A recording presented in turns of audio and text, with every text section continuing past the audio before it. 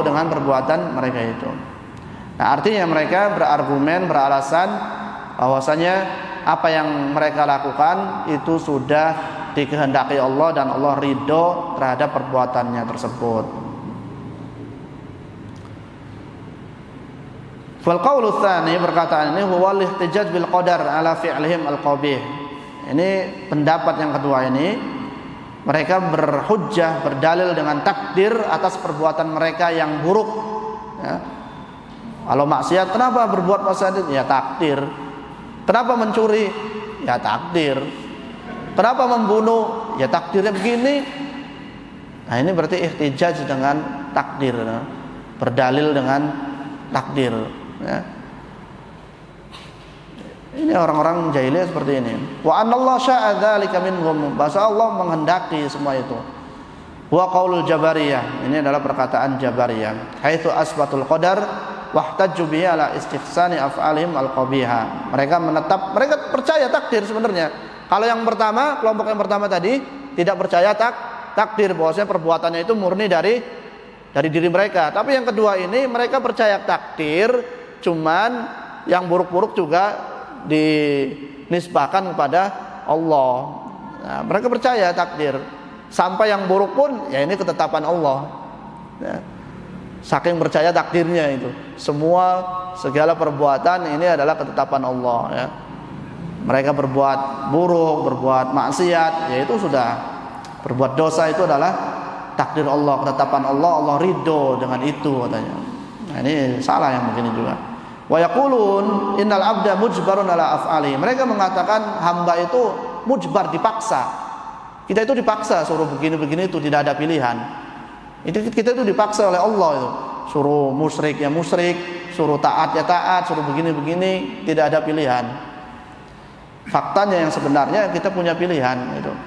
Kita punya memilih antara yang mana yang baik dan yang buruk, ya. Seandainya Allah itu ridho dengan keburukan, ya nggak ada nahi mungkar, ya. Nggak ada amar ma'ruf nahi mungkar. Kita nggak diperintahkan untuk nahi mungkar. Kalau Allah ridho dengan kemungkaran, keburukan, buat apa?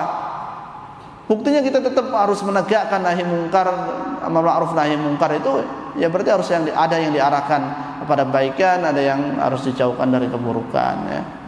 Berarti Allah tidak ridho, ya. Ini membantah orang-orang yang mengatakan bahwasanya ya kita ini sudah dipaksa perbuatan kita, ya kita tinggal nurut sama Tuhan gitu. Tinggal nurut sama Tuhan, mau musyrik mau tidak. Wa hum waratsatu ahlil jahiliyah fi an'am. Mereka itu para pewaris ahlul jahiliyah. Fal ayat tadullu ala ahadi maknayain, imma nafil qadar wa imma itsbatul qadar. Nah, ayat ini menunjukkan dua makna, bisa menolak qadar, menolak takdir, dan bisa juga menetapkan takdir. Wal ihtijaj bihi 'ala Allah Subhanahu wa taala, dan menyandarkan takdir itu kepada Allah Subhanahu wa taala.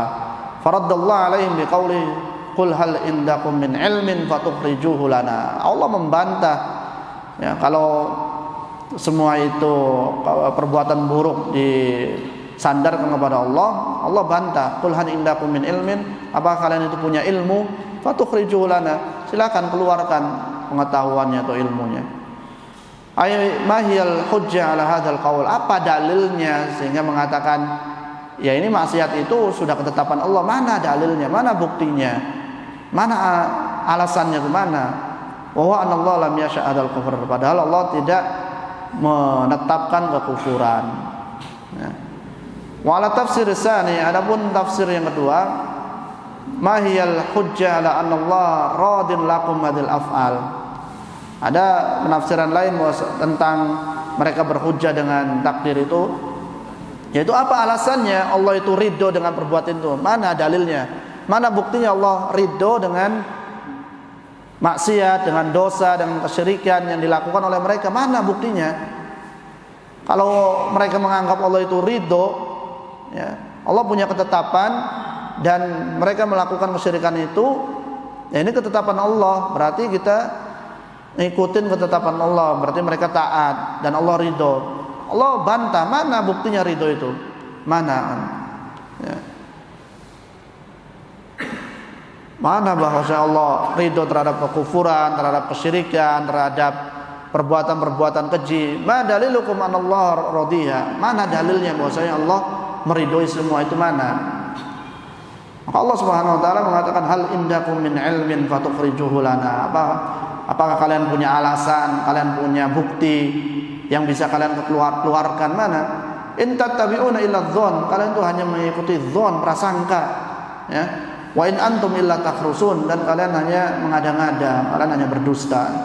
Qul falillahil hujjatul balighah falau syaa lahadakum ajmain. Katakanlah, sesungguhnya hujjah itu hanya milik Allah yang sempurna, dan sekiranya Allah Subhanahu wa taala menghendaki, Allah akan memberikan petunjuk kepada kalian semua. Allah Jalla wa ala yahdi man yasha. Allah Subhanahu wa taala memberikan petunjuk kepada siapa yang kehendaki, wa yudhillu man yasha, dan siapa yang Allah kehendaki Allah juga bisa sesatkan, li hikmatin minhu subhanahu wa ta'ala. Tentunya ada hikmah kenapa si fulan sesat, kenapa si fulan dapat hidayah, tentunya itu ada hikmah, ya.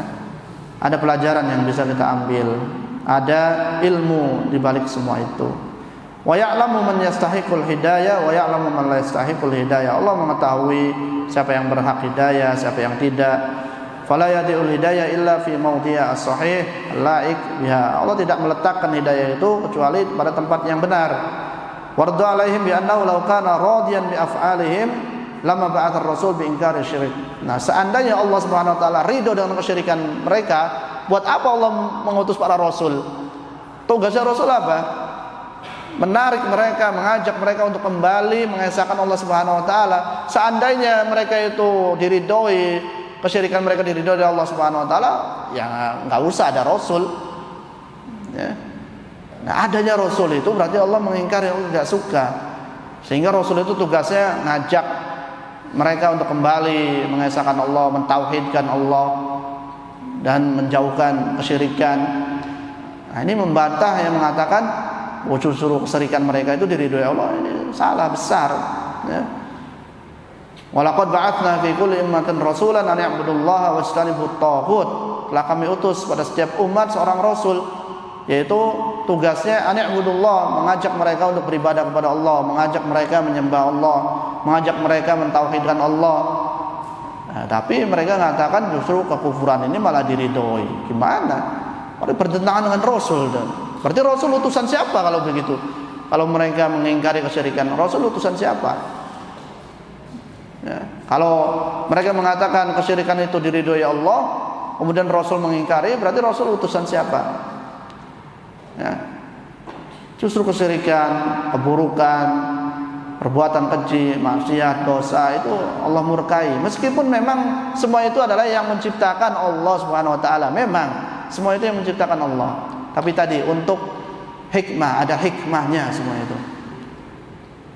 Kalau kita bertanya, ya terus Allah kenapa nyiptain keburukan, nyiptain kejahatan, nyiptain kesyirikan, nyiptain kekufuran, buat apa gitu? Kalau ada yang bertanya seperti itu, ya ada hikmahnya, ada, supaya tahu bedanya antum yang beriman dengan mereka yang kufur. Kalau nggak ada itu, nanti orang mana yang beriman, mana yang bertauhid, nanti nggak ada bedanya, mana yang beramal soleh, mana yang tidak. Semua orang rata. Kalau sudah semua rata, ya nggak usah ada kehidupan, udah tutup buku udah. Kalau semua sama nih, kalau semua orang soleh semua, nggak ada yang kufur, ya soleh semua, udah tutup, selesai, tamat, ya. Karena nggak ada perbedaan sih. Nah, adanya kufur, adanya maksiat, adanya itu, emang semua itu diciptakan oleh Allah Subhanahu wa taala. Tapi tadi untuk hikmah, untuk ujian, untuk ada hikmahnya, pelajaran diambil, sehingga kita kan tahu bedanya mana yang mukmin, mana yang kafir, mana yang soleh, mana yang tidak, mana yang semangat, mana yang tidak. Nah, itu ketahuan itu. Nah, untuk itu tujuannya. Falau kana radiyan bi ibadati taghut wa radiyan bil kufri wa syirik ala zamihim lamma arsala rasul tanha an dzalik. Fadalla hadza ala annahu la yardul kufr wala syirik wala ma'asi wala mukhalafat bal yubghiduha wa yunkiruha subhanahu wa ta'ala. Nah, jadi dengan Allah mengutusnya rasul, mengutus para utusan ini, bukti bahwa Allah tidak suka, tidak ridho dengan kekufuran, tidak ridho dengan kesyirikan, tidak ridho dengan perbuatan maksiat, dan tidak ridho dengan pelanggaran-pelanggaran lainnya, ya. Wa kadzalika fi surat Az-Zukhruf radda 'alaihim biqauli ma lahum bidzalika min 'ilm. Mereka itu tidak punya ilmu, ya. Jadi mereka menganggap perbuatan maksiat, kekufuran itu diridhoi Allah, mereka tidak punya dasar ilmu. Wa biqauli hal indakum min 'ilmin fatukhrijuhu lana fahum yataqawwaluna 'ala Allah Subhanahu wa ta'ala ma la ya'lamun. Mereka mengucapkan kepada Allah tanpa ilmu, ya. Artinya berbohong. Wa hadhil umur la yazuzul kalam fiha illa bidalil minasyari'. Tentunya ini enggak boleh, ya, kecuali harus ada dalil. Dalil min kitabillah wa sunnati Rasulullah sallallahu alaihi wasallam wa la ya'tani fiha lal uqul wal afqal wa ara. Kita tidak boleh bersandar pada akal pikiran dan pada pendapat seorang. Tapi mungkin kita cukupkan sampai di sini karena sebentar lagi akan berkumandang azan maghrib. Kurang lebihnya mohon maaf atas segala kekurangan dan kekhilafan. Kita akhiri kajian kita dengan doa kafaratul majlis. Subhanakallahumma wa bihamdika nasyhadu an la ilaha illa anta nastaghfiruka wa natubu ilaik. Wassalamualaikum warahmatullahi wabarakatuh.